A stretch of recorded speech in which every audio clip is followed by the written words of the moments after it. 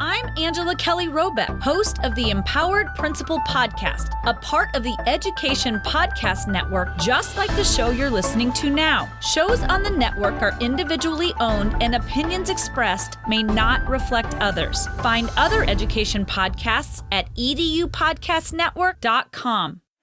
Coming up on episode number 251 of the House of EdTech podcast, we're diving into Chapter 4 of I Like to Podcast, and You Will Too, recording and editing your podcast. Strike up the band.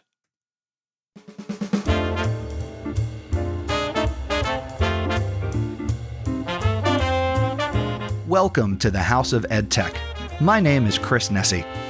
The House of EdTech launched in 2014, giving me the opportunity to speak with teachers, leaders, and creators so you can more effectively integrate technology, strengthen your pedagogy, and have more confidence in your classroom and school so you can make an impact. Get involved with the podcast by visiting my website, chrisnessie.com. Using technology isn't difficult, and this is where it begins. This is the House of EdTech. Welcome back to another episode of the podcast. If you're a new listener, welcome for the first time. And of course, if you're a returning listener, welcome back. I'm glad you're making House of EdTech a part of your anytime, anywhere professional development. Very excited to bring you today's episode as we get into the next chapter of the book, I Like to Podcast, and You Will Too. This is a book that I published in August of 2023, self-published through Amazon Kindle Direct. And in addition to talking about this chapter, I will also provide some additional commentary on the topic of podcasting. I've also got some questions that I have woven into the text that are not in the book, so maybe that will spark some conversation and discussion after you listen to this. If you'd like to pick up a copy of the book for yourself or someone else, you can go to chrisnessie.com/I Like to Podcast. The book is available physically and also for Kindles. If you don't want to pick up a copy, that's okay, but if you get value and you want to show your appreciation, you can visit chrisnessie.com/support.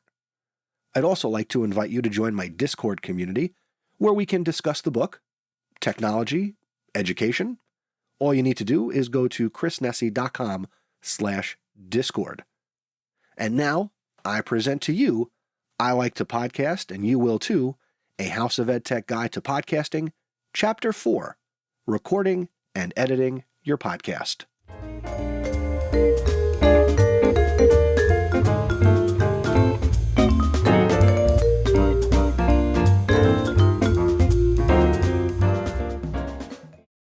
In this chapter, we're going to cover the basics of recording and editing your podcast.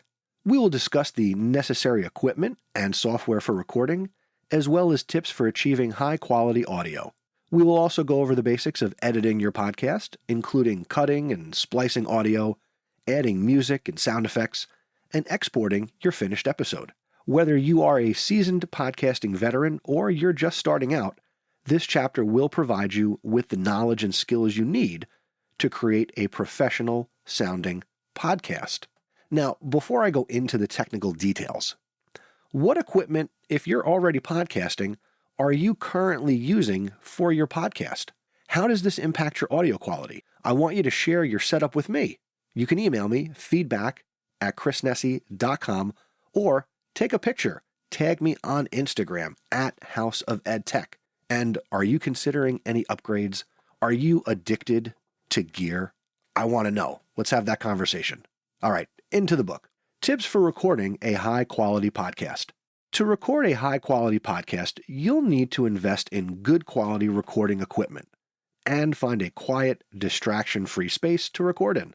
It's also important to use a pop filter to reduce plosives, and you need to wear headphones while recording to monitor your audio. Also, you should test your equipment and recording space before you start. Take breaks as needed, and consider editing your podcast before recording to remove any mistakes or background noise. By following these steps, you can ensure that your podcast is recorded at the highest possible quality. Here are some tips to recording high-quality podcasts. Number 1, invest in a good microphone.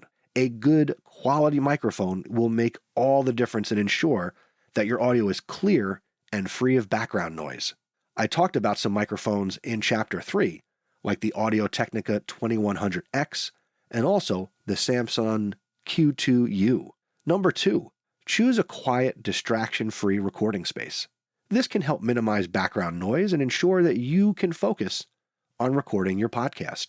Use a pop filter to reduce plosives.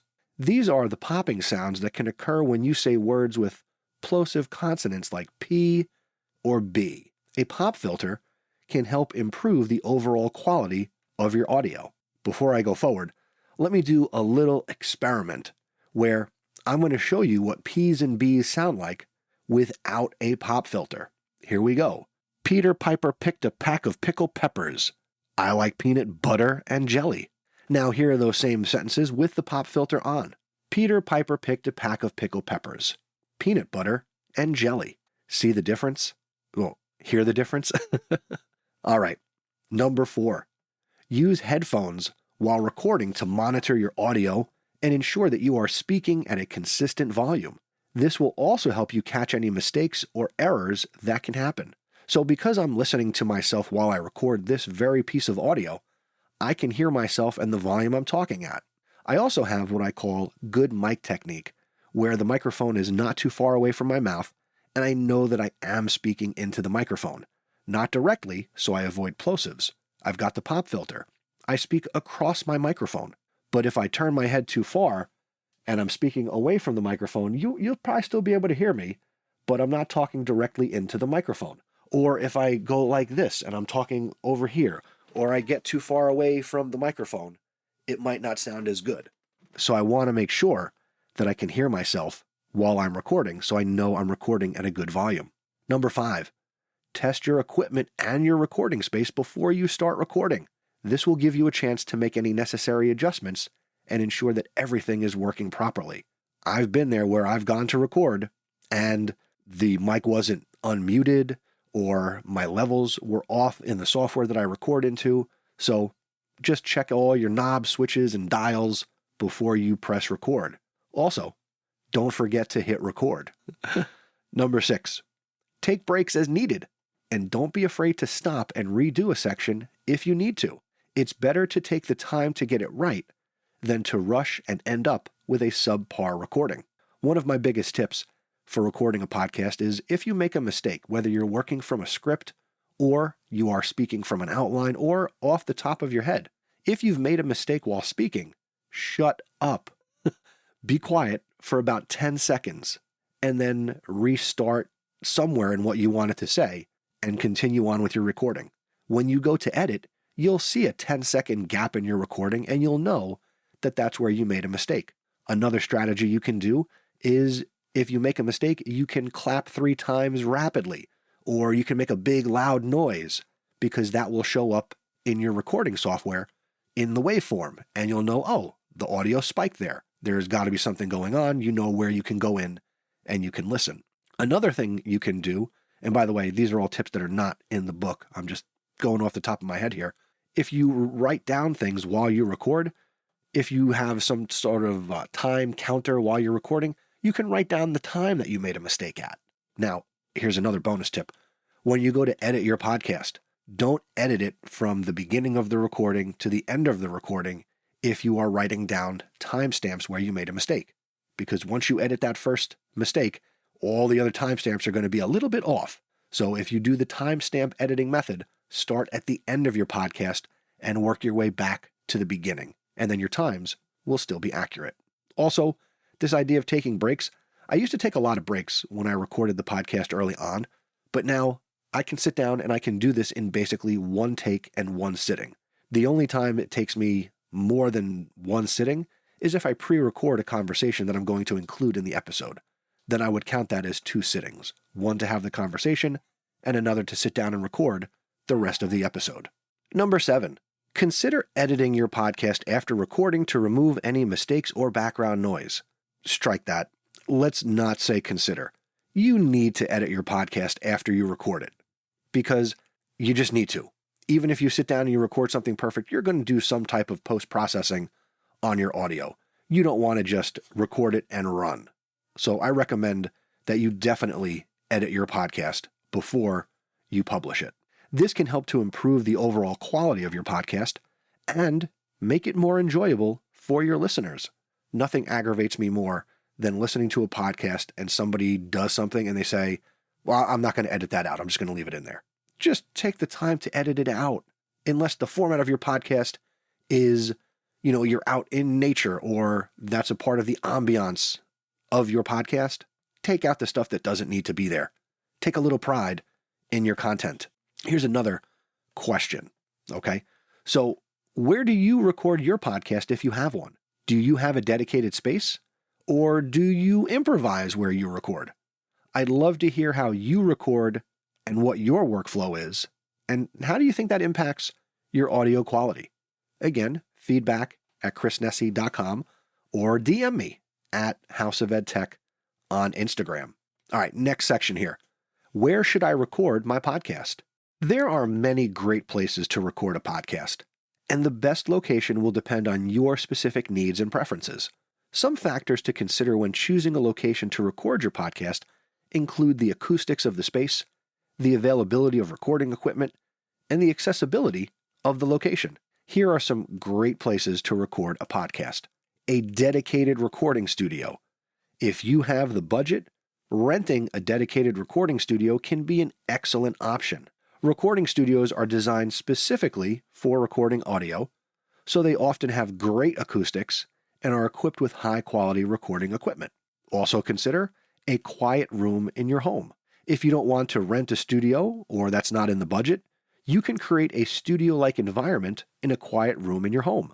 Make sure the room has good acoustics and isn't near a busy street or other noisy areas.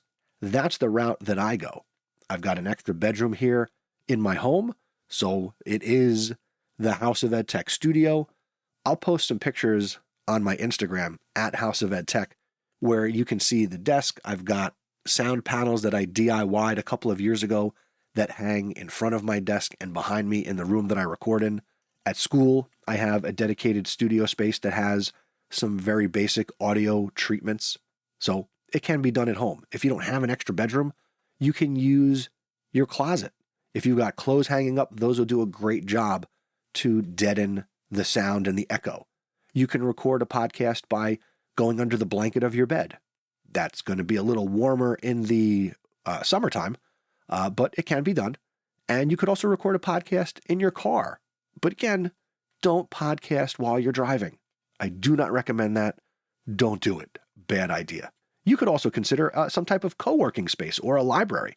Co-working spaces and libraries are often quiet and have good acoustics, making them a great place to record a podcast.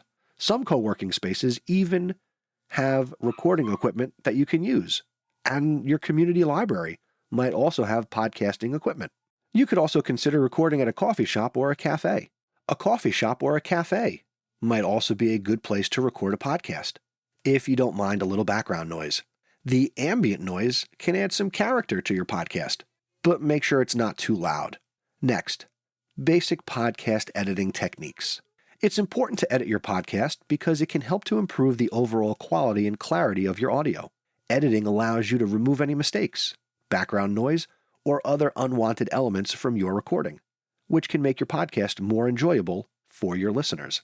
Also, editing can help you fine-tune the overall structure and flow of your podcast and make it more engaging and cohesive. By taking time to edit your podcast, you can ensure it is professional and polished and that it effectively conveys your message to the audience. Here are some basic podcast editing techniques. Number 1, trimming. This involves cutting out any unnecessary or unwanted sections of audio from your recording. This can include things like long pauses, stuttering, or any mistakes in your speech. Number 2, splitting. This involves dividing your audio into separate segments or tracks, which can make it easier to edit and mix your podcast. Number 3, fading. This involves gradually increasing or decreasing the volume of your audio over a set period of time. This can be used to smooth transitions between segments or add emphasis to a particular part of your podcast. Number 4, normalization. This involves adjusting the overall volume of your audio to ensure it is a consistent volume throughout your podcast. This can help make your podcast more pleasant to listen to and avoid any sudden, loud, or quiet moments. Number 5, equalization, or EQ.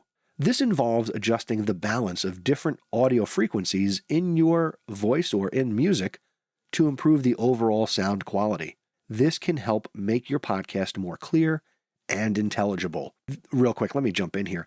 These are the things that I talk about when I talk about post-processing, okay? Number 6, compression.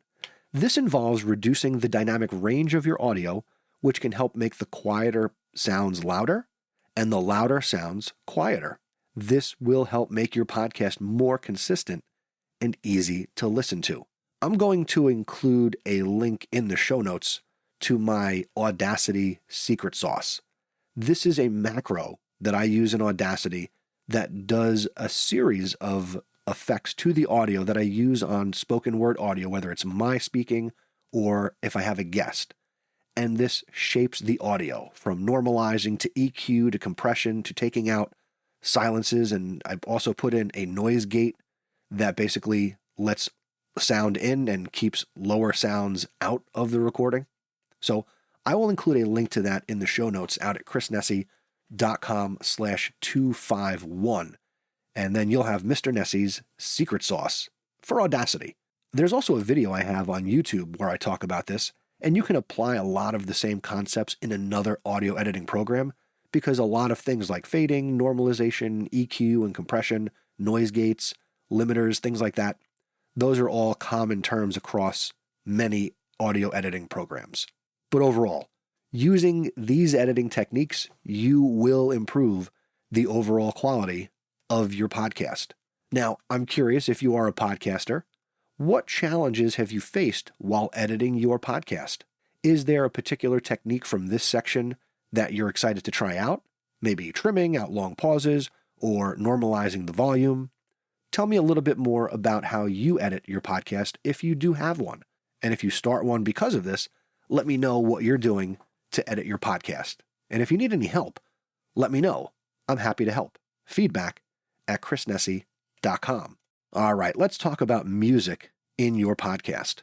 When looking to add music to a podcast, there are a few things to consider. First, you should make sure you have the appropriate rights and licenses to the music in your podcast. I'd also like to say that everything I'm about to say, I'm not a lawyer, and I hope you never have to consult one because of your podcast. This may involve obtaining permission from the composer, artist, or music publisher and paying any necessary fees. Second, you should consider the overall tone and style of the music and how it will fit with your podcast. The music, if you choose to put it in there, should complement your content and not distract from it. Finally, you should think about the placement of the music within your podcast and how it will affect the pacing and flow of your content. By carefully considering these factors, you can effectively use music to enhance your podcast. And now here are some do's and don'ts when it comes to adding music to a podcast. Here are some things you should do. Make sure you have the appropriate rights and licenses to use the music in your podcast. Choose music that fits the tone and style of your podcast. Use the music to enhance your content, not distract from it. And consider the placement of your music in the podcast and how it will affect the pacing and flow. Don't use copyrighted music without permission. Don't choose music that is too loud or overbearing. Don't use music to cover up poor audio quality or other mistakes in your recording. Don't let the music dominate your podcast and drown out your voice or other important audio elements. Let's talk about PodSafe audio. What is PodSafe audio? PodSafe audio refers to audio that is specifically licensed for use in podcasts. This means that the creator of the audio has given permission for it to be used in podcasts and that any necessary fees or royalties have been paid. PodSafe audio is often created specifically for podcasts and may be available for free or for a fee from online repositories or websites that specialize in PodSafe audio. By using PodSafe audio, podcasters can ensure that they are using music, sound effects, and other audio elements legally and without infringing on anyone's rights. There are several sources of royalty-free and Creative Commons licensed music that are popular among podcasters. Some of the best options include the Free Music Archive. FMA is a website that offers a wide variety of royalty-free music that you can use in your podcast as long as you give credit to the artist. The music on FMA is curated by a team of experts, so you can be sure that you're getting high-quality tracks. Next is Incompetech. Incompetech is another website that offers a large selection of royalty-free music. The music on this website is composed by Kevin MacLeod, and it covers a wide range of genres and moods. Number 3, Jamendo. Jamendo is a website that offers a large selection of Creative Commons licensed music. The music on this website is licensed under various Creative Commons licenses, so you'll need to check the terms of the license for each track to see how you can use it. I also get music from the YouTube Audio Music Library. So if you go into your YouTube studio, you can go into the music library, and certain tracks, really a lot of them, can be used in podcasts as well as in YouTube videos. Now, have you experimented with adding music to your podcast?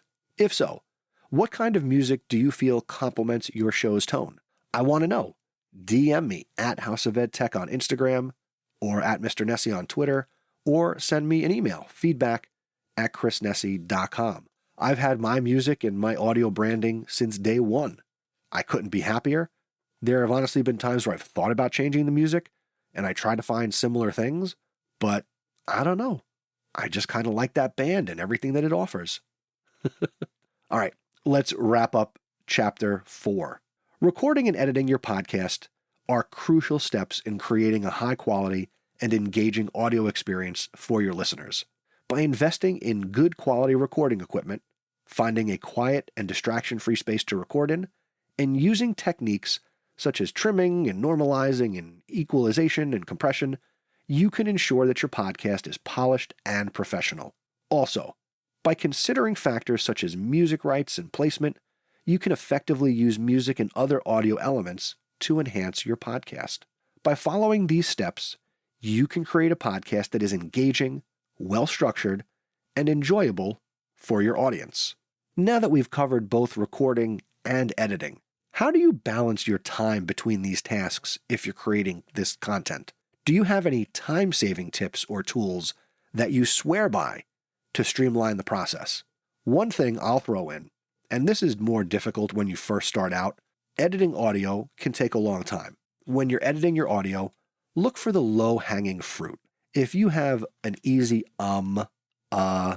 like, any of those crutch words, if they're kind of out there by themselves, take them out. But if you're running into a recording and it's right in there, you're not going to go in and slice out that it's just going to be there. Take out the easy stuff. And remember, sometimes just good enough is just good enough. So do your best. That's all your listeners are going to ask for. If you have any other thoughts on this chapter, you can email me, feedback@chrisnessie.com, or you could also, let's go over to the Discord, chrisnessie.com/Discord, and let's keep talking about the best ways to edit and record your podcast.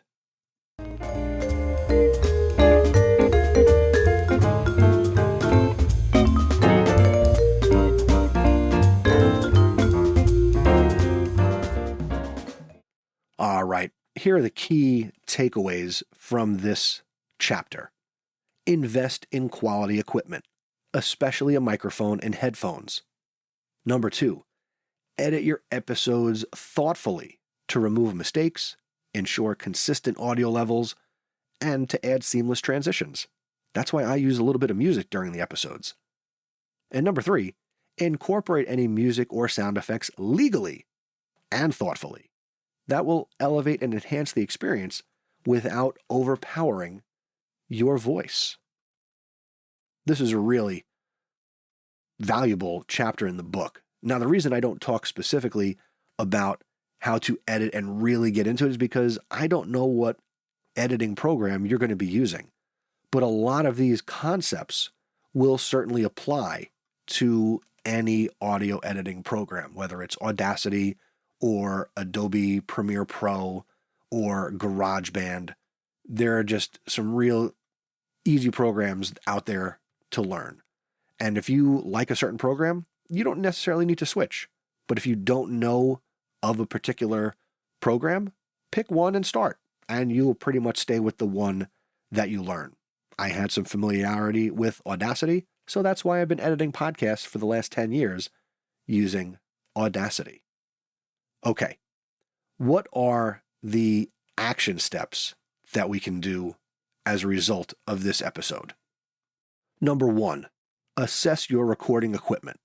Evaluate your current podcasting setup if you have one. Do you need to upgrade your microphone, your headphones, your audio interface? Consider making small, cost-effective improvements for better audio quality. Number 2, set up your recording space. Choose a quiet, distraction-free environment to record your podcast in. Test the acoustics. Make the necessary adjustments. For example, use soft materials to reduce echo.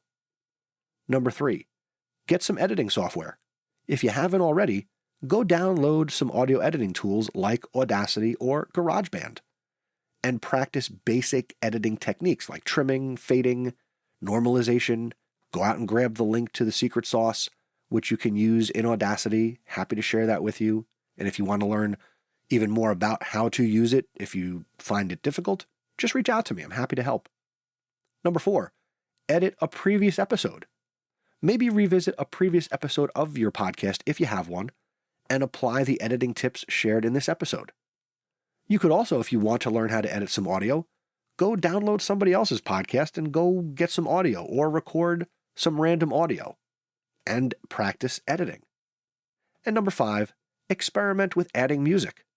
Go out and find some royalty-free music. Incorporate it into your podcast intro or into the transitions between segments. And make sure it enhances the content and doesn't overpower your voice. And that's going to do it for this episode, number 251 of the House of EdTech. Let's close it out.